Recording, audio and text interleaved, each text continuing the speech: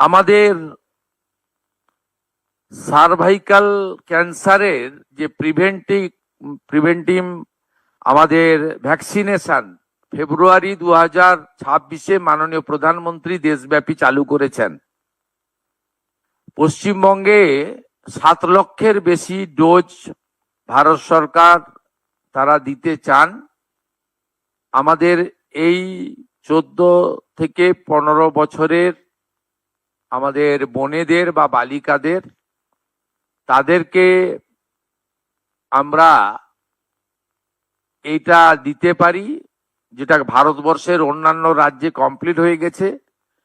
আগামী 30 মে পশ্চিমবঙ্গে এটা অফিসিয়ালি লঞ্চ হবে।